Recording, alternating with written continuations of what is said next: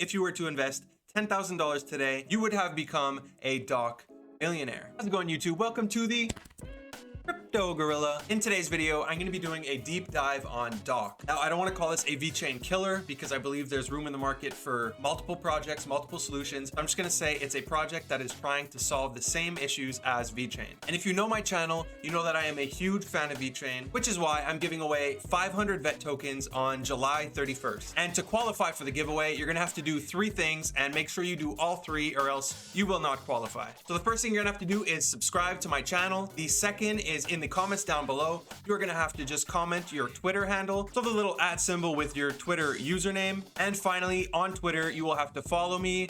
And well, I guess it's 4 things. You'll have to follow me and you'll have to retweet my pinned tweet, which I will link in the description down below. So hit that subscribe button and let's talk about Doc. And as always, this is not financial advice. Do your own research, invest at your own risk. I'm not a licensed professional, so always do your own research before investing in anything. So what is Doc and what issues are they trying to solve? Doc is a platform designed to provide a simple solution for businesses and developers to build, manage, and present digital credentials that are instantly verifiable using blockchain technology. Doc is part of a movement to solve universal problems with existing data and how it is captured, shared, and controlled.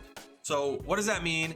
Basically, they're providing a solution for data tracking and data management, which are issues that plague many different industries. They're doing this by providing a system for creating verifiable credentials called decentralized IDs or DIDs. And if we take a look at their use cases, they're trying to fix problems in the healthcare industry, so medical records, for example, the supply chain industry, so tracking products from the manufacturing stage all the way to when the product reaches the customer's hands, and issues in the workforce, so hiring, staff management, employee records, as well as a ton of other industries. And since this is built on the blockchain, everything is verifiable and immutable. In the supply chain, let's say, nobody can go back and falsify any of the data, and there will always be a record or a history of what happened. Now, this sounds very similar to what VeChain is trying to do, and although they present themselves as a solution for the supply chain, as we saw in my VeChain video, they're also targeting multiple industries like the carbon credit industry, agriculture, documents, automobiles, retail, among many more, as at the end of the day,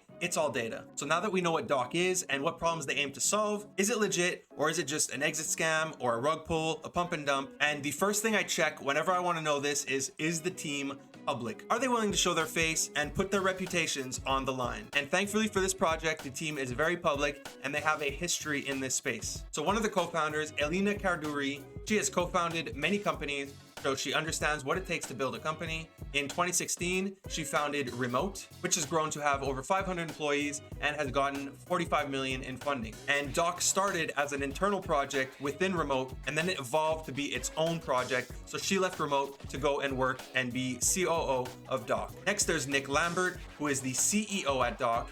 And prior to working there, he worked for 8 years for MadeSafe, in which he was COO for 7 of those years.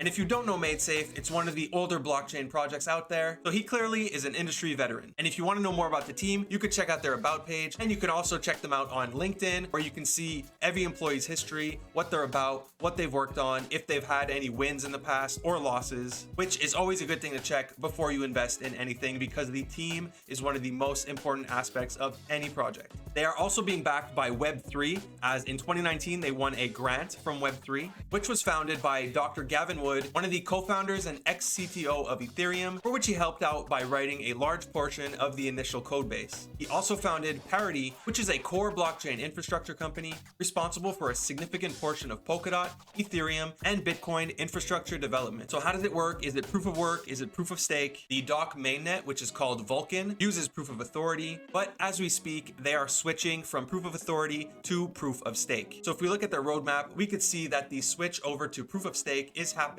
by the end of Q2, which should be by the end of this month.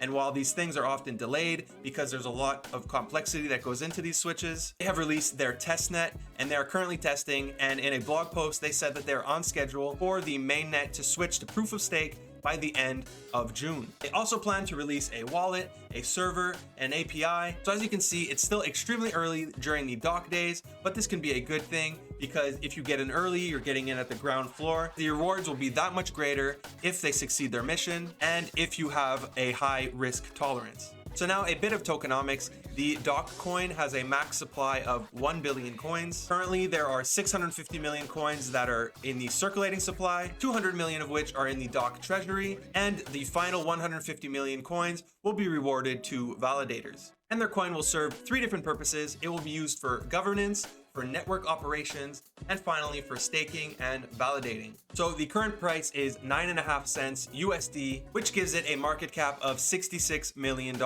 And if we compare that to VeChain, the price is also roughly 9.5 cents, but the max supply compared to Doc, which is 1 billion, the max supply of VeChain is 86 billion. So it has a market cap of 6 billion. And seeing as Doc has a market cap of 66 million, if Doc were to reach the current levels of VeChain, that would be a 92x from where we are today, putting the Doc coin price at $8.80. So where can you buy Doc? It's available on Binance, KuCoin, and Huobi. And to find this out, while you could see it on their website, for coins that you're not sure about, I always go on CoinMarketCap, I click the coin, I go down and I click the market tab, and then you get a list of all the different exchanges that list the coin. And finally, for the big question, can Doc beat and dethrone VeChain? I don't like this concept. I don't like to consider Doc as a VeChain killer. And even when I consider Ethereum versus Polkadot or Cardano, I'm a big fan of Cardano, but I don't consider it an ETH killer. It might one day pass Ethereum in terms of market cap, but I do not believe that ETH will die because of another coin. There's room for many coins and many projects, same way that there are many companies that offer similar products and services, and people just choose the one that they want to use or the company that they want to go with. So let's look at it in terms of what factors will make either project succeed or fail. And there's a lot of factors. I think the first one you have to look at is location. VeChain is in China, and considering a large portion of our manufacturing goes on in the Asian markets, I feel like this gives a huge advantage to VeChain. It also explains why Doc is mainly focused on the North American markets, rather than directly compete against VeChain by also going after the Asian markets. Next, there's obviously political reasons, as some companies will not feel comfortable adopting a made in China solution. On the other hand, the government of China is publicly backing VeChain, which is extremely rare when it comes to cryptocurrencies, as they often have a negative stance, at least when it comes to Bitcoin. So this bodes really well for VeChain. Now, can Doc compete at the same level as VeChain? Well, this is really going to depend on the team's ability to get amazing partnerships, and they're really going to have to push the utility in order to get companies and developers to adopt their solution and build on top of their blockchain. And in a bit of good news for Doc, there are rumors that the governments of Colombia and Mexico will be using Doc for passports for the pandemic. I can't say the exact words because I might get deplatformed, but hopefully you get what I'm trying to say with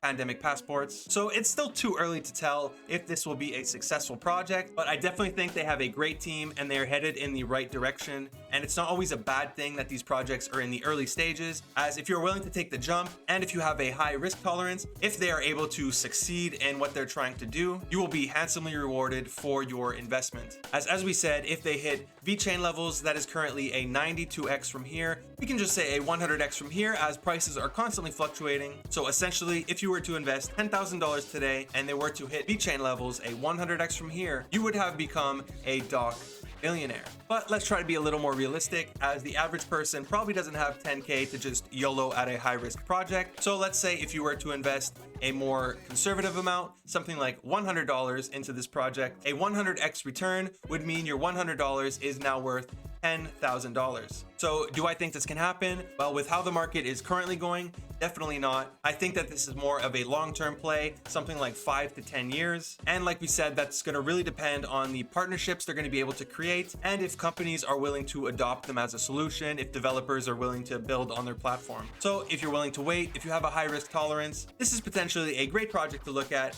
and consider investing in. That's it for today's video. If you liked it, give it a big thumbs up. If you want to win the 500 VET coins, don't forget to subscribe to my channel, comment your Twitter handle down below, and follow me on Twitter, as well as retweet my pinned tweet. If you want to buy cryptocurrencies in Canada, be sure to use my referral links in the description down below, and you will get free money when you make your first trade. If you aren't already subscribed to my channel, would you kindly hit that subscribe button, smash that bell notification. Thank you for watching the Crypto Gorilla.